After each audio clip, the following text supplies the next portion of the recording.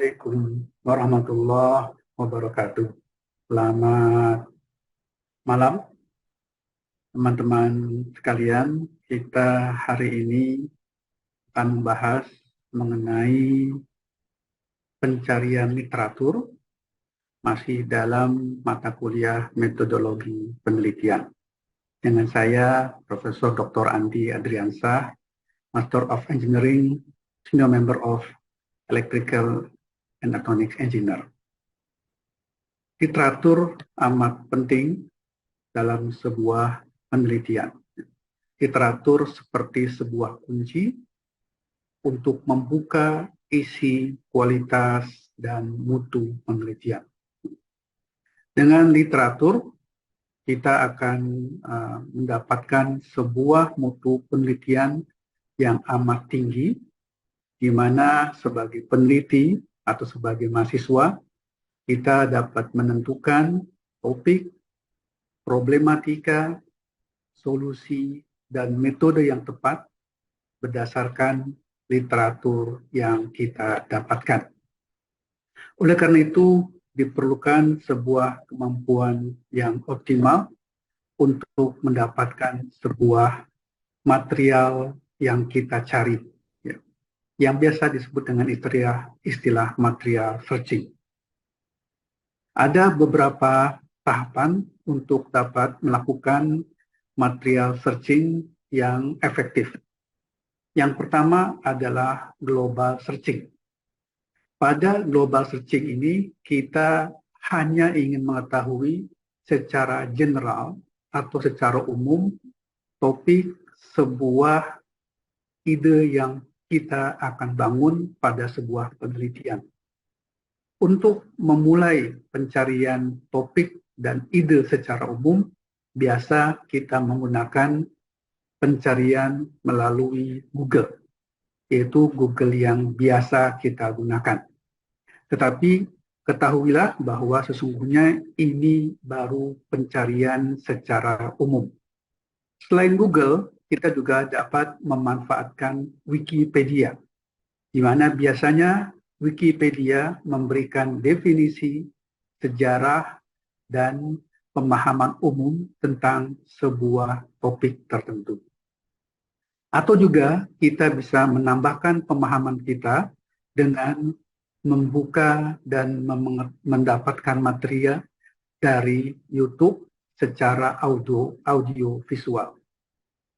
Setelah itu, kita juga dapat mendapatkan pemahaman umum tentang sebuah topik melalui sebuah web yang sekarang ini sedang tren, yaitu ChatGPT melalui web OpenAI. Sekali lagi, ini baru mendapatkan materi secara global atau secara umum. Kemudian, tahap berikutnya adalah kita melakukan pencarian secara lebih mendalam lagi, yang disebut dengan deep searching. Untuk melakukan pencarian yang lebih mendalam, kita gunakan Google Scholar, yaitu Google yang khusus mengenai artikel-artikel yang bernilai ilmiah, baik berupa paper jurnal, paper dalam sebuah konferensi atau sebuah seminar dan simposium, atau juga paten dan sejenisnya. Pada saat pencarian menggunakan Google Scholar, kita dapat menentukan setting yang lebih detail. Misalnya, kita bisa menentukan waktu dari paper yang kita ingin dapatkan, yaitu waktu di mana paper tersebut diterbitkan. Selain itu juga kita dapat melakukan pengurutan, yaitu melalui relevansi paper tersebut dengan tema yang kita cari. Setelah kita lakukan dua klasifikasi ini, kita lakukan searching dan kita bisa mendapatkan topik-topik sesuai yang kita kehendaki, yang didapatkan dari judulnya dan juga dari sumbernya.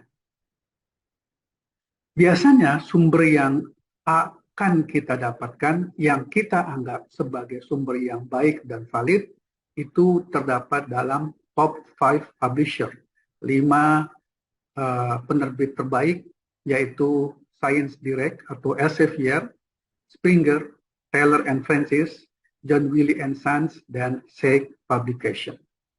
Tapi bukan berarti di luar ini ya tidak valid.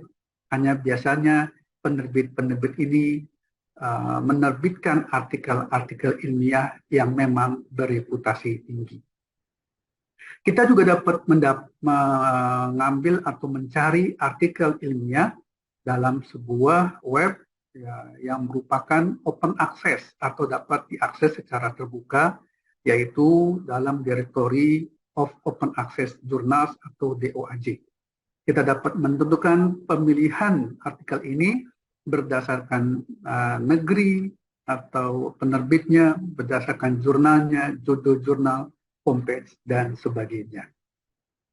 Selain itu, jangan lupa untuk bidang-bidang yang berkisar mengenai elektronik, electrical, informatics, dan yang berhubungan dengannya, dapat mencari artikel-artikel terbaiknya dalam web IEEE Explore. IEEE Explore biasanya menerbitkan artikel jurnal, artikel konferensi, ataupun majalah-majalah yang dirilis oleh IEEE. Juga kita juga bisa mendapatkan artikel langsung ke jurnal yang kita tuju. Saya contohkan sebuah jurnal misalnya Sinergi, kita dapat mencari artikel-artikel pada jurnal tersebut. Sebagai sebuah tips, kita bisa mendapatkan sebuah topik tertentu dan mendapatkan gambaran yang cukup detail pada topik tersebut dengan menuliskan beberapa perkataan.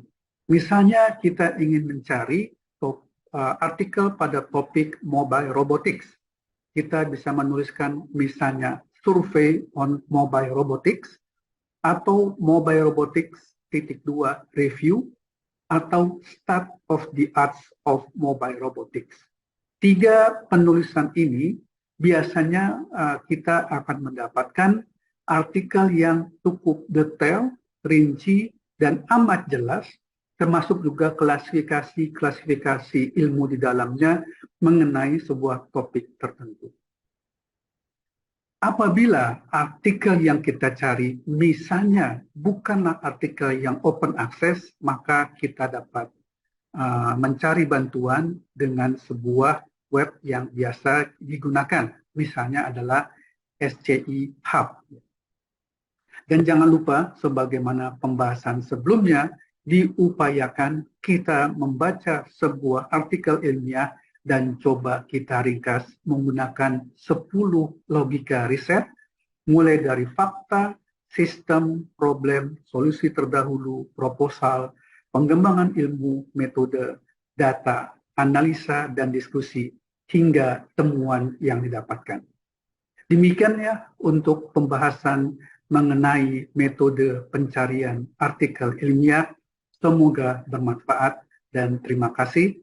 Wassalamualaikum warahmatullahi wabarakatuh.